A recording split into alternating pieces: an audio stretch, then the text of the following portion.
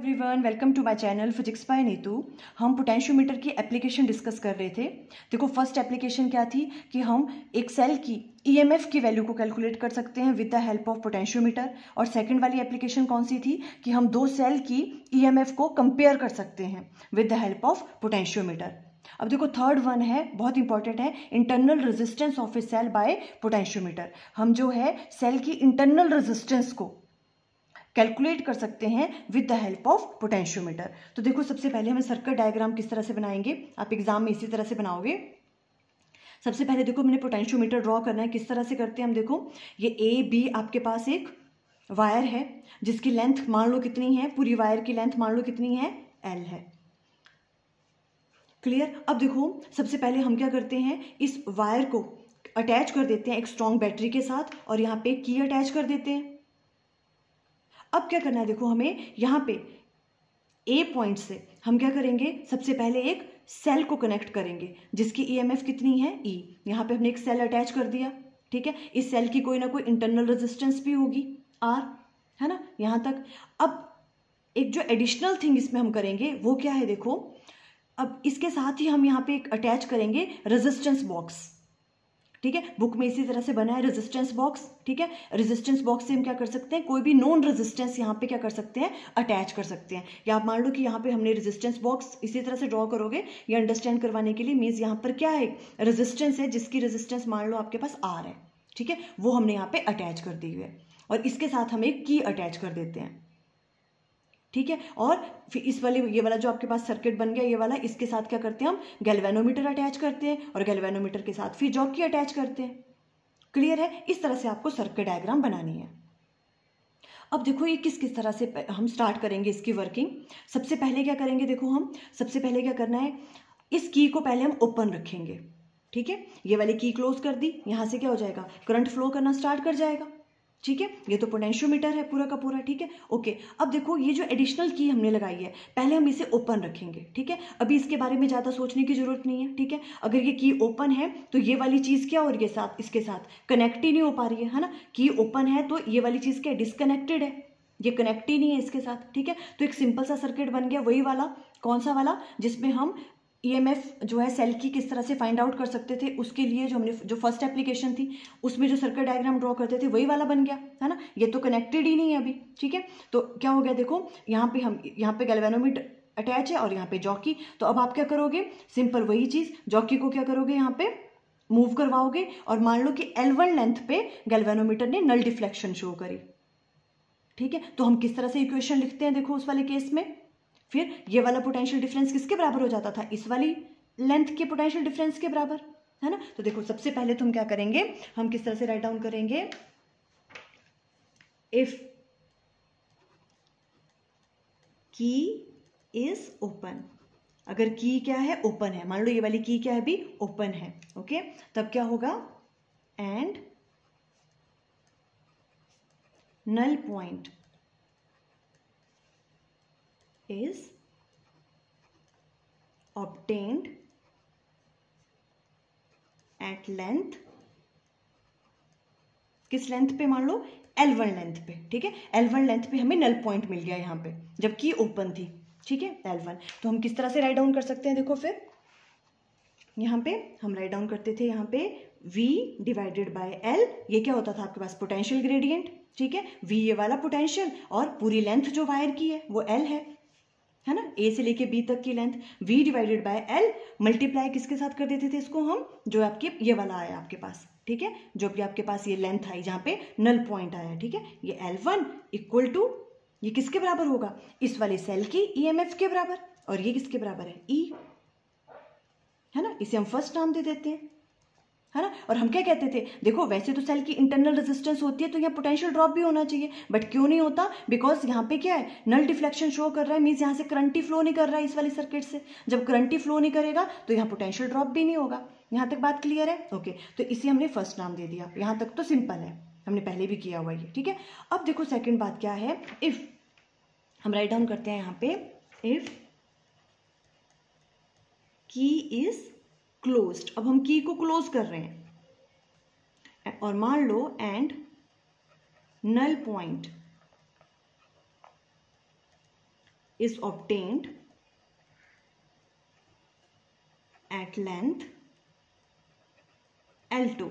अब मान लो जो आपके पास नल पॉइंट आ रहा है वो किस लेंथ पे आ रहा है, L2 पे आ रहा है। देखो क्या किया हमने, देखो अब मान लो हमने क्या किया, देखो इस की को क्लोज कर दिया अब, ठीक है। फिर दोबारा से हमने क्या किया, जॉकी को इस पे मूव करवाया, तो जो मान लो नल पॉइंट है, जो नल डिफ्लेक्शन शो करी गैल्वेनोमीटर ने, वो L2 लेंथ पे करी, इस वाली लेंथ पे, ठीक है। अब देखो इसमें अंडरस्टैंड करने वाली बात है, इसमें क्या होगा, वैसे हम क्या चीज राइट डाउन करते थे, देखो जब भी हम इस तरह से राइट डाउन करते हैं, देखो यहाँ पे, तो यहाँ पे कौन सी इक्वेशन बननी चाहिए आपके पास, V divided by L potential gradient, ठीक है, और लेंथ कितनी आ रही है अब L2, है ना, इक्वल टू किसके बराबर होता था ऐसे, E के बराबर, है ना। पर इस वाले केस में E के बराबर नहीं आएगा, जो EMF है वो E के बराबर नहीं आएगी। क्यों, बिकॉज देखो ये वाली की जब हम क्लोज करेंगे, है ना, ध्यान से सुननी है वाली बात, यही इसमें अंडरस्टैंड करने वाली बात है। जब हम की क्लोज करेंगे, बिकॉज अब हमने इसके सेल के साथ एक क्या लगा दी हो यहाँ पे, नॉन रेजिस्टेंस कनेक्ट की हुई है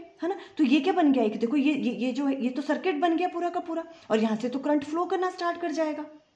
देखो जब की को क्लोज करेंगे, है ना, तो क्या होगा, यहाँ से करंट, जो करंट है वो फ्लो करना स्टार्ट कर जाएगा यहाँ से,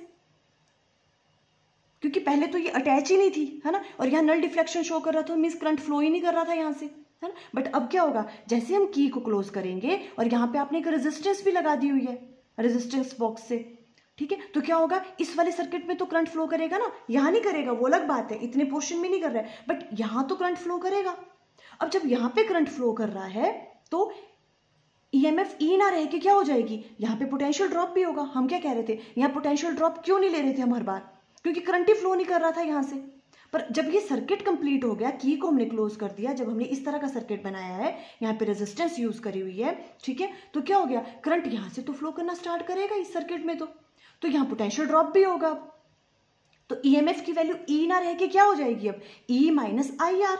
यहाँ पे मान लो IR क्या होगा, इसका पोटेंशियल ड्रॉप, तो इसकी वैल्यू E ना लेके हम क्या लेंगे अब, E माइनस IR। ये वाली चीज अंडरस्टैंड की आपने, हमने क्यों E राइट डाउन नहीं किया, जब हमने ये वाली की क्लोज की, ठीक है, तो E माइनस क्या आ जाएगा यहाँ पे IR।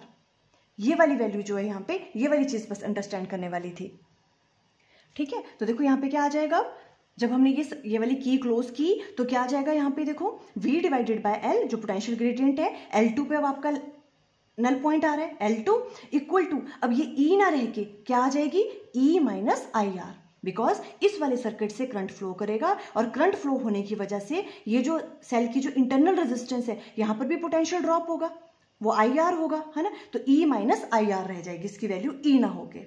बस ये वाली चीज अंडरस्टैंड करनी थी आपने, ठीक है, ओके।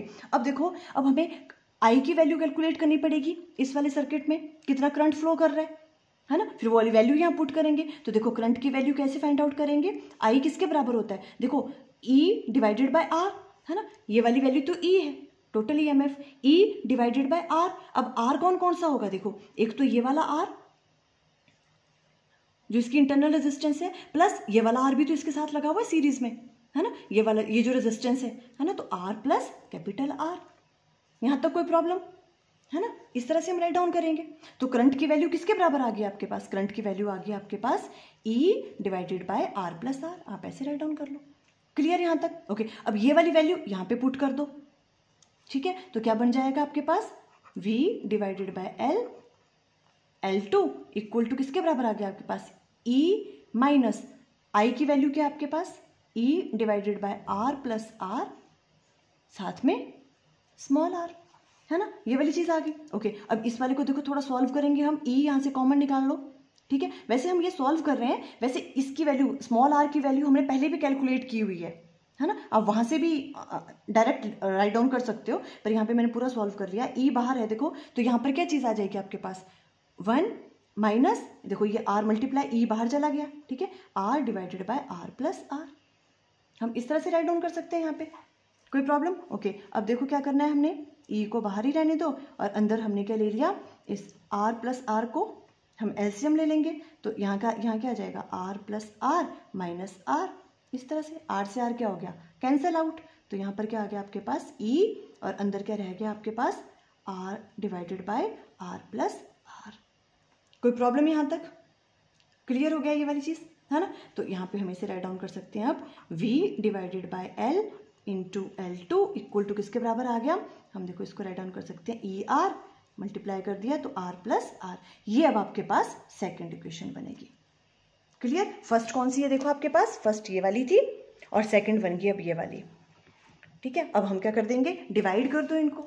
ठीक है, अब डिवाइड करेंगे तो देखो, अब देखो डिवाइड करेंगे हम किसको, फर्स्ट को सेकंड से, बिकॉज फर्स्ट वाले की लेंथ ज्यादा आएगी, है ना। बिकॉज सेकंड वाले में क्या कर दिया था हमने, ये की क्लोज कर दी थी, तो ईएमएफ की वैल्यू क्या होगी यहाँ पे, कम आ जाएगी। तो मीन्स लेंथ भी क्या आएगी, कम आएगी जब हम इसको की को क्लोज करेंगे। ठीक है, तो हम यहाँ पे राइट डाउन करते हैं डिवाइड